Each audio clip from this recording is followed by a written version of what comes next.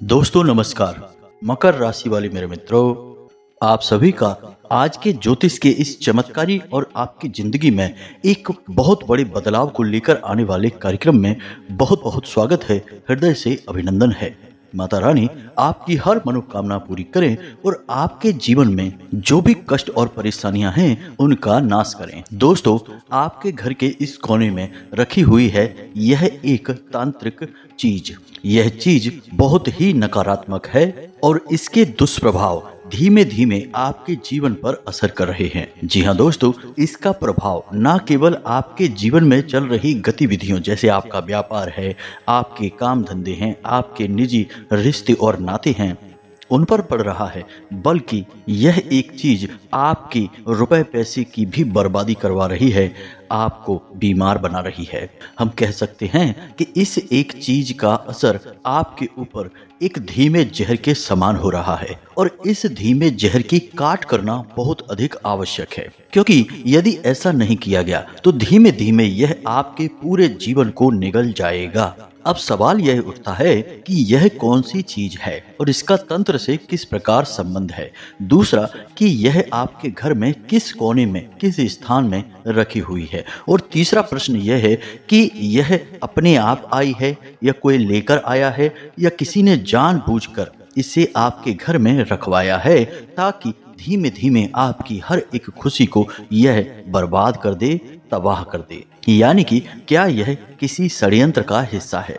दोस्तों, आपके इन्हीं सारे प्रश्नों के जवाब हम आज के इस वीडियो में देंगे। दोस्तों, यकीन माने कि जो बातें हम आज आपको इस वीडियो में बताने जा रहे हैं उन हर एक बातों का हम आपको साक्ष्य देंगे, प्रमाण देंगे और वे साक्ष्य और प्रमाण इतने मजबूत और पुख्ता होंगे कि आपको निश्चित तौर पर यकीन हो जाएगा। इसी के साथ साथ दोस्तों, हम आपको इस चीज के प्रभाव से मुक्त करके इसे आपसे दूर भी करवा देंगे, यानी आपको पूरी जानकारी इसकी दे देंगे और इसे कैसे खत्म करना है इसके बारे में भी बताएंगे। क्योंकि दोस्तों, तांत्रिक क्रियाओं से जुड़ी हुई चीजों को हम यूं ही उठाकर यदि कहीं फेंक देते हैं तो उससे कोई फर्क नहीं पड़ता है, क्योंकि उस नकारात्मक ऊर्जा ने आपके घर को और आपको अच्छी तरह से पहचान और समझ लिया है।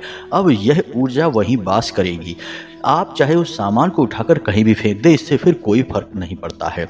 तो अब ऐसे में आपको ना केवल उस सामान को खत्म करना होगा बल्कि उस नकारात्मक ऊर्जा से भी मुक्ति प्राप्त करनी होगी, तभी आपको राहत मिलनी शुरू होगी। इसी के साथ साथ हम आपको एक ऐसा शक्तिशाली उपाय भी बताएंगे जिसे आपको एक बार करना है, उसके बाद फिर कभी आपके जीवन में यह नकारात्मक ऊर्जा प्रवेश नहीं कर पाएगी। अब हम आपको ऐसे शक्तिशाली उपाय पहले भी बता चुके हैं, लेकिन आज का यह उपाय बेहद ही गुप्त है और वैदिक संस्कृति पर आधारित है। तो इस उपाय की महत्ता बहुत बड़ी है। तो इसे आप यदि अपने जीवन में आजमाएंगे तो आपको निश्चित तौर पर नकारात्मक ऊर्जाओं से मुक्ति प्राप्त होगी और आपके जीवन में सद्गति आएगी, यानी कि ईश्वर की कृपा आएगी। जी हाँ दोस्तों, तो आज का यह वीडियो बेहद ही खास है।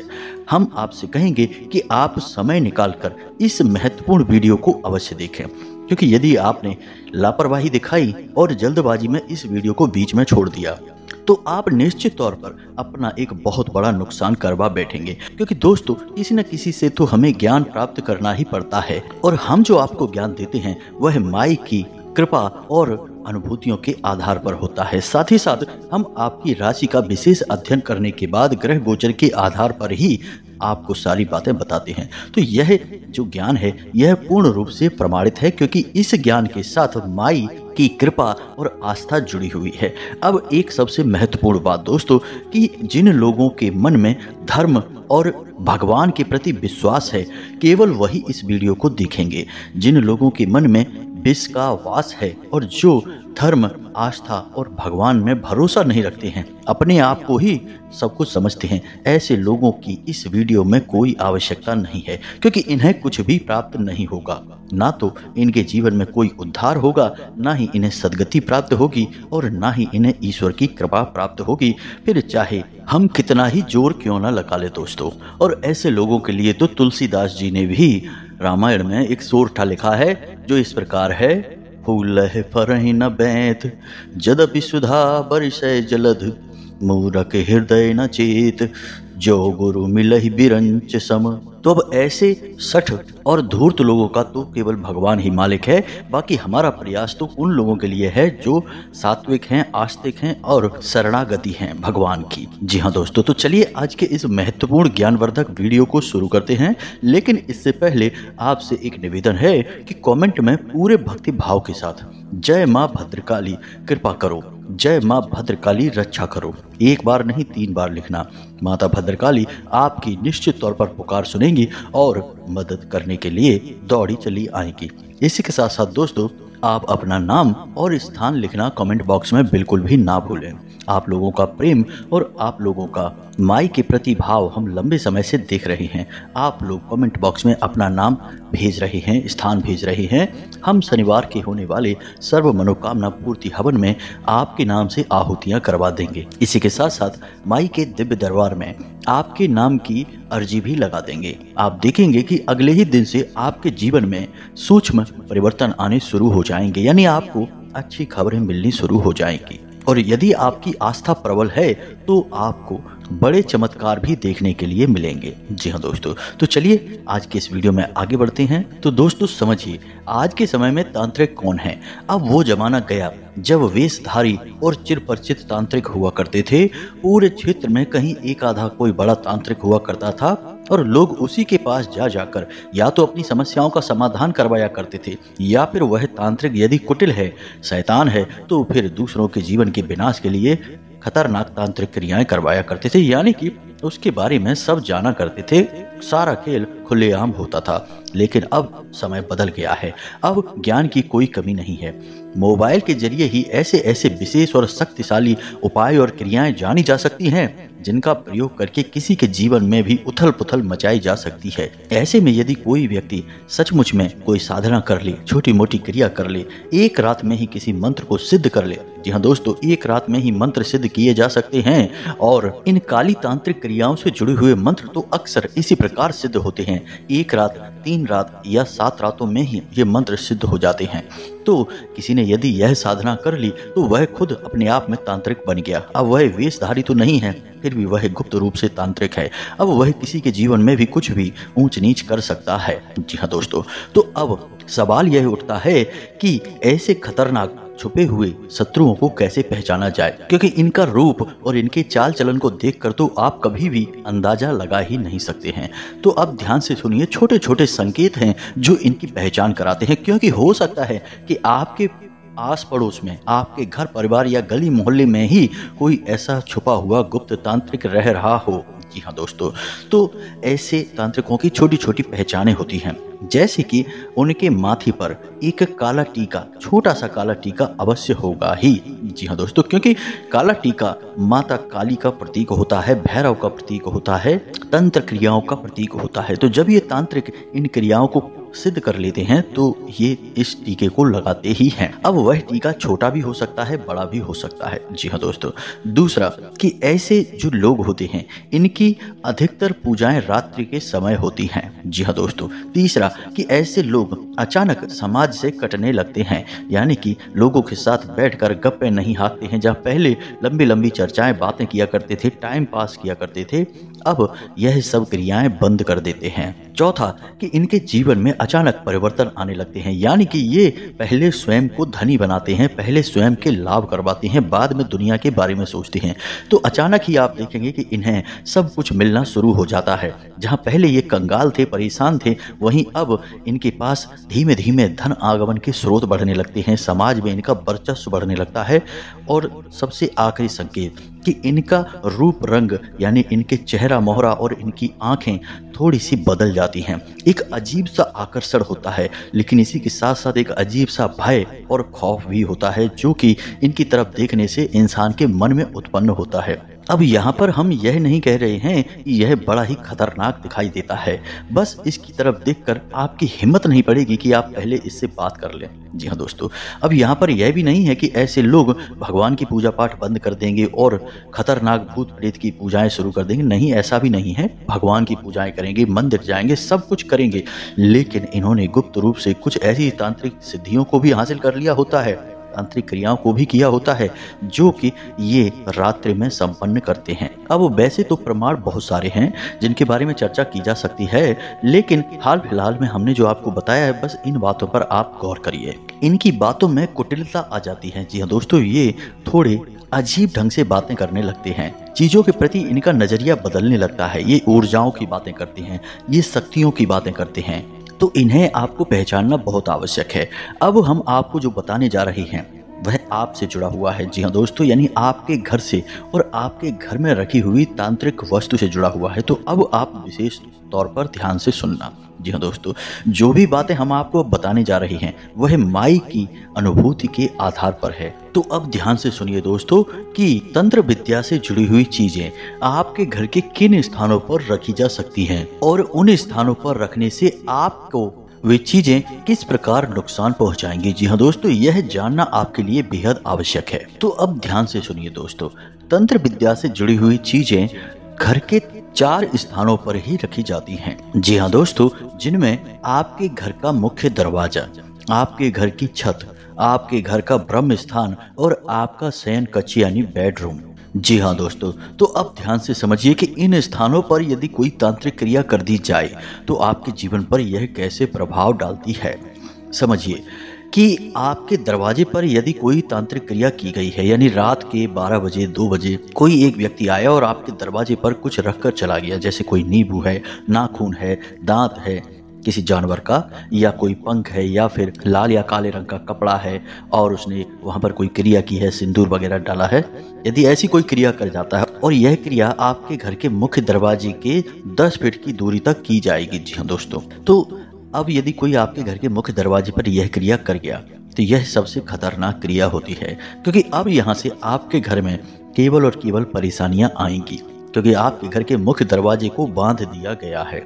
जो भी सकारात्मक ऊर्जाएं आपके घर में प्रवेश करती हैं वे मुख्य दरवाजे से ही करती हैं, और मुख्य दरवाजे को ही बांध दिया गया है।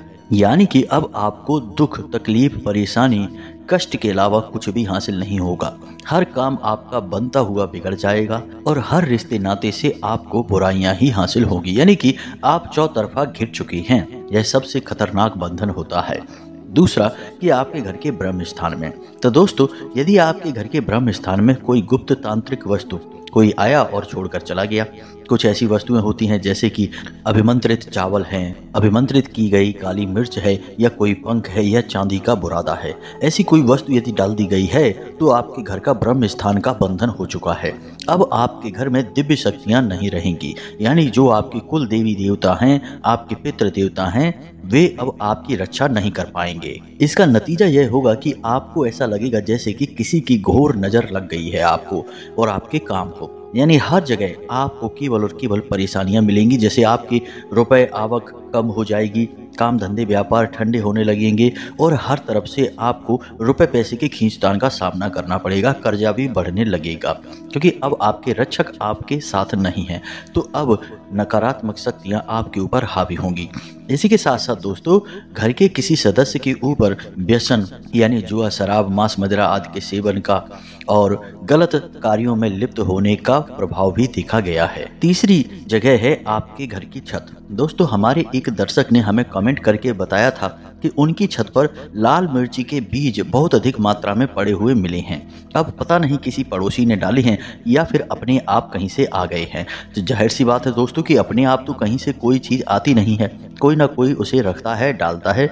अब डालने वाले की नीयत क्या है यह खास बात है। तो ऐसी चीजों में डालने वाले की नीयत हमेशा गलत ही होती है। जी हाँ दोस्तों, तो अब यदि आपके घर की छत पर कोई तांत्रिक वस्तु डाल दी गई है, कोई भी छोटी मोटी चीज या किसी भी प्रकार का आपको शक है कि यह चीज तांत्रिक क्रिया से जुड़ी हुई है, तो अब आपके जीवन में क्या होगा दोस्तों? अब आपके मददगार आपसे दूर होने लगेंगे, यानी आपकी कोई मदद नहीं करेगा, आपके ऊपर कर्जा बढ़ने लगेगा। इसी के साथ साथ दोस्तों आपके घर में क्लेश बढ़ने लगेगा। जी हाँ दोस्तों, जैसे कि घर के सदस्य एक दूसरे की बात सुनने को ही तैयार नहीं होंगे, छोटी छोटी बातों पर झगड़े होंगे और हर वक्त घर में तनाव की स्थिति बनी रहेगी।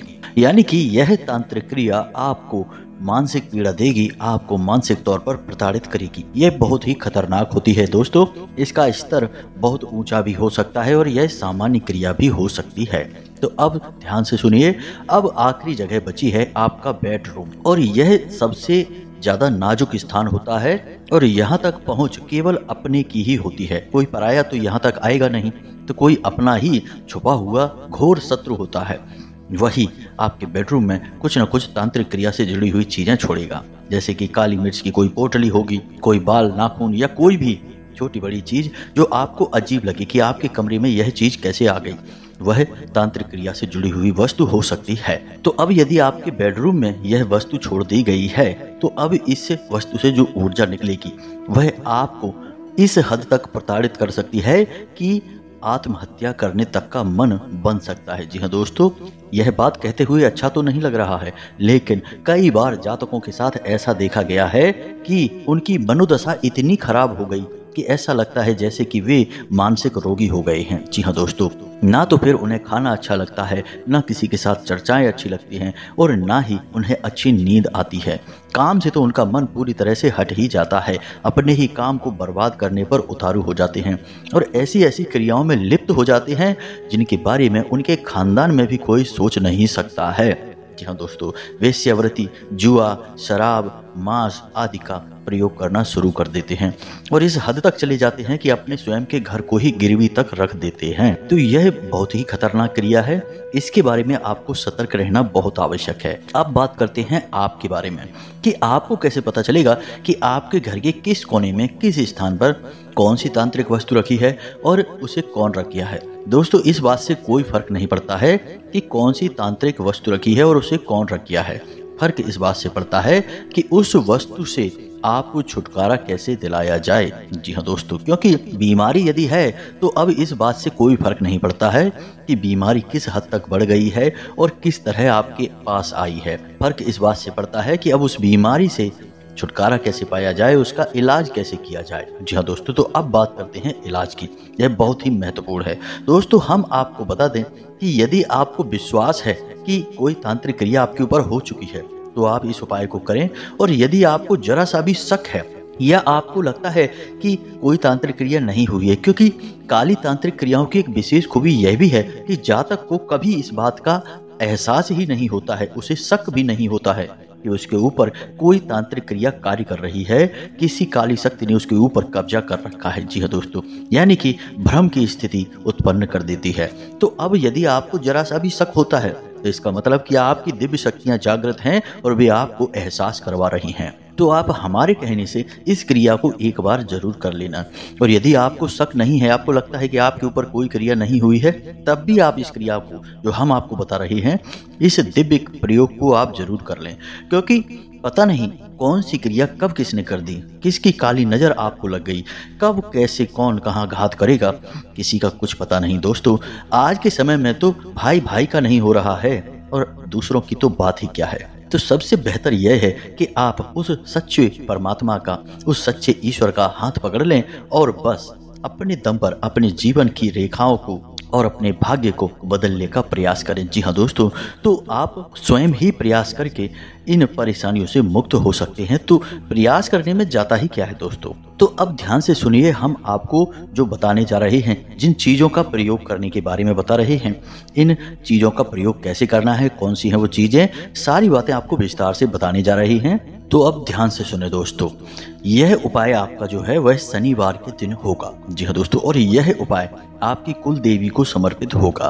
तो इसके लिए आपको चाहिए एक नींबू, एक साबुत सुपारी, एक हरी इलायची, एक लौंग का जोड़ा और एक पान का पत्ता। इसी के साथ साथ दोस्तों, सूत का लाल कलावा। जी हाँ दोस्तों, याद रखना, कलावा सूत का ही होना चाहिए, नायलॉन का नहीं। अब आप इस क्रिया को भी समझ लो। यह क्रिया शनिवार को रात्रि के समय होगी, यानी कि रात को 9 बजे के आसपास। तो अब ध्यान से सुने, रात्रि के समय स्नान करने के बाद, शुद्ध होने के बाद कोशिश करें कि लाल रंग के कपड़े ही पहने, लाल रंग का आसन बिछाएं और सामने एक चौकी सजाएं। चौकी पर भी लाल रंग का वस्त्र डालें और उसके ऊपर आपको ठीक बीचों बीच एक पान का पत्ता रखना है और उस पत्ते के ऊपर आपको सुपारी रखनी है। सुपारी के नीचे आप एक चांदी का सिक्का रखेंगे, ठीक इसके ऊपर आप जल छिड़केंगे। जी हाँ दोस्तों, साथ ही साथ आप लाल पुष्प अर्पित करेंगे। यह सुपारी आपकी कुल देवी का प्रतीक माना जाएगा। इसी के साथ साथ आप दीप जलाएंगे, गाय के घी का दीपक जलाएंगे,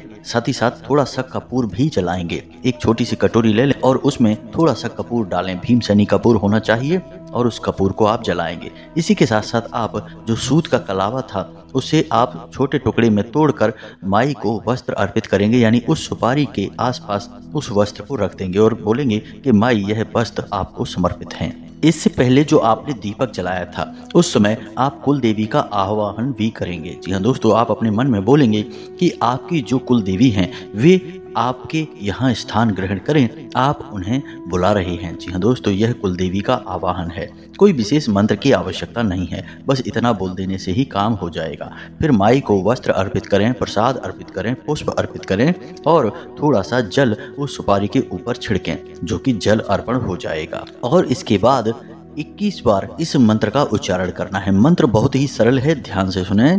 ओम कुल देवताभ्यो नमः। जी हाँ दोस्तों, ओम कुल देवताभ्यो नमः। जी हाँ दोस्तों, तो जो भी आपकी कुल देवी या देवता होंगे वे इस मंत्र से जागृत हो उठेंगे। इसी के साथ साथ दोस्तों, आपने जो नींबू लिया था उस नींबू को आप माई के सामने रख देंगे और उसके बाद उस नींबू को बीच में से काट देंगे।